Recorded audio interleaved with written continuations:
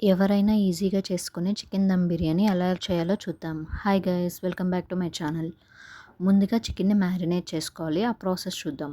చికెన్ని క్లీన్ చేసుకొని దానిలో కొంచెం ఉప్పు, పసుపు, ధనియాల పొడి, గరం మసాలా, కొంచెం కారం, అల్లం వెల్లుల్లి పేస్టు, కొత్తిమీర, పుదీనా, కొంచెం పెరుగు, ఫ్రైడ్ ఆనియన్స్, కొంచెం ఫ్రెష్ క్రీమ్, ఇది ఆప్షనల్, మీకు నచ్చితే వేసుకోవచ్చు. అవన్నీ కొంచెం నిమ్మరసం అన్నీ వేసి బాగా కలుపుకోవాలి. మ్యారినేట్ చేసి ఒక 1 అవర్ ఆర్ 2 అవర్స్ అట్లా ఫ్రిడ్జ్లో పెట్టేసుకోండి. తర్వాత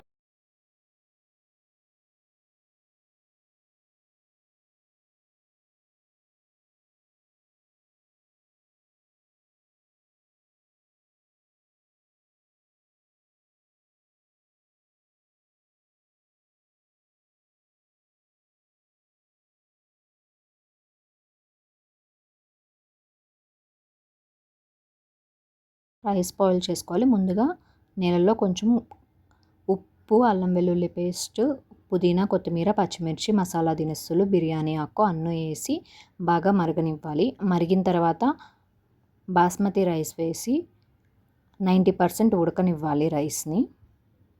ఇలా 90% ఉడికిన తర్వాత స్ట్రెయిన్ చేసుకొని పక్కన పెట్టుకోవాలి. ఇప్పుడు చికెన్ని ఫ్రై చేసుకుందాం. ముందుగా పెద్ద కడాయి తీసుకొని దాంట్లో ఆయిల్ వేసి మ్యారినేట్ చేసుకున్న చికెన్ వేసి ఫ్రై చేసుకోవాలి.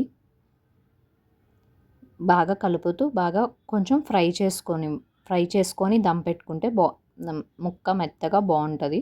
సో అందుకే నేను ఇక్కడ ఫ్రై చేస్తున్నాను.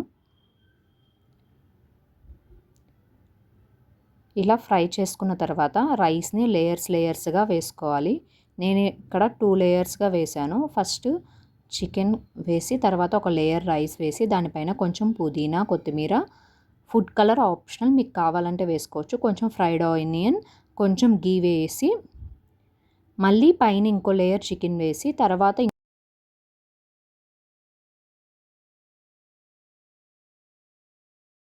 పైన ఇంకో లేయర్ రైస్ వేసుకోవాలి. దానిపైన మళ్ళీ పుదీనా, కొత్తిమీర, ఫ్రైడ్ ఆనియన్స్, కొంచెం నెయ్యి, కొంచెం మసాలా పొడి, కొంచెం ఉడికించిన వాటర్ వేసి దమ్ పెట్టేసేయాలి. మూత పెట్టేసి దానిపైన ఏదైనా బరువు గల వస్తువు ఏదో ఒకటి పెట్టి దమ్ పెట్టేసి ఒక సిమ్లో ఒక 30 మినిట్స్ అలా ఉడకనివ్వాలి.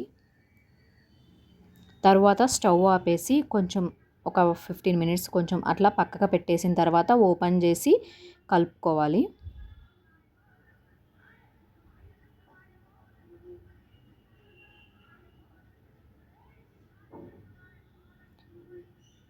ఇప్పుడు ఓపెన్ చేసి కలుపుకొని సర్వ్ చేసుకుంటే ఎంతో సింపుల్ అండ్ టేస్టీ అయిన దమ్ బిర్యానీ రెడీ అయిపోతుంది.